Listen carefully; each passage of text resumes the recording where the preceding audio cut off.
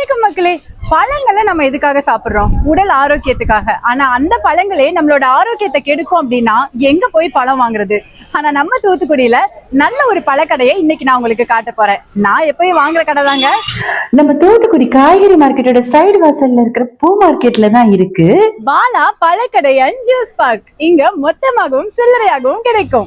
அட நானே சொல்லிட்டு இருந்தேன், எப்படி அவங்க கிட்டே கேட்போம். இங்க காயா இருக்கிறது எப்படி பழமா மாறுது? இந்த சருவு வச்சு ஊத்தம் போடுவோம். எவ்வளவு நாளா நீங்க இது பண்ணிட்டு இருக்கீங்கன்னு? ஒரு 20-25 வருஷமா பண்ணிட்டு இருக்கோம்.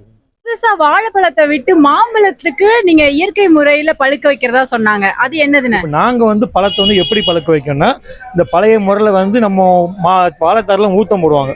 அந்த ஊத்தம் போடுறாங்கன்னா ஒரு ரூம்ல உள்ள அடைச்சி போட்டுட்டு ஒரு அந்த சருகு கொளுத்தி உள்ள போடுவாங்க. அந்த புகையை மூட்டத்துல வாழைத்தாறு அடுத்த நாள் கலர் பழுத்தும். ஒரு நாள்ல வாழைப்பழம் எடுத்துடலாம்னு சொன்னீங்க. மாம்பழத்துக்கு எத்தனை நாள் ஆகும்? 3 நாள் ஆகும். அப்புறம் இதுக்கு என்ன வெயிட் பண்ணிக்கிட்டு சட்டை போட்டுன்னு கடைக்கு கிளம்பி போங்க.